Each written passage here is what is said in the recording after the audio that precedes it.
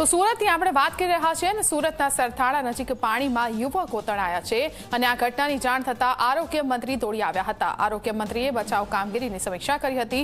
ભારે જહેમત બાદ અલ્પેશ દેસાઈ નામના વ્યક્તિનો મૃતદેહ મળી આવ્યો છે, જ્યારે અન્ય એક યુવક સંદીપ ચોવટિયા હજુ પણ લાપતા છે।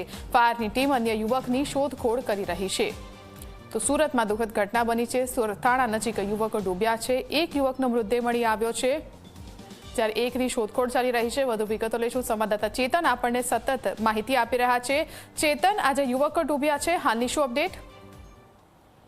જી બિલકુલ થી 2 દિવસ પહેલા જ્યારે સુરત શહેરમાં ધોધમાર વરસાદ વરસ્યો હતો, ખાડીપુરની પરિસ્થિતિ સર્જાઈ હતી, ત્યાં દરમિયાન જે સુરતના સરથાણા જકાતનાકા પાસે જે આવેલા આઉટર રિંગ રોડ છે ત્યાંથી જે 2 યુવકો છે તે કારમાં પસાર થઈ રહ્યા હતા, પરંતુ આ જે કાર છે તે કાર જે નહેર છે તે નહેરમાં તણાઈ હતી। આ બંને જે યુવકો છે તેમની શોધખોળ કરવામાં આવી હતી, પરંતુ ક્યાંય પત્તો લાગ્યો ન હતો। ત્યારબાદ જે પરિવાર છે તે આરોગ્ય મંત્રી પ્રફુલભાઈ પાનસુરિયા પાસે પહોંચ્યું હતું। પ્રફુલભાઈ ખુદ જે ઘટના સ્થળ છે તે ઘટના સ્થળે પહોંચ્યા હતા અને બચાવ કામગીરીમાં લાગ્યા હતા। પ્રફુલભાઈ દ્વારા જે અલ્પેશ દેસાઈ જે છે તેમની શોધખોળ હાથ ધરી હતી અને તે દરમિયાન જે નહેર છે તે નહેરમાંથી જે કાર છે તે બહાર કાઢવામાં આવી હતી, જેમાં અલ્પેશ દેસાઈનો જે મૃતદેહ છે તે મૃતદેહ બહાર કાઢવામાં આવ્યો હતો। આ સાથોસાથ અન્ય જે વ્યક્તિ છે તેનો મૃતદેહ હજુ સુધી મળ્યો નથી। ફાયરની ટીમ દ્વારા તેની શોધખોળ હાથ ધરવામાં આવી રહી છે।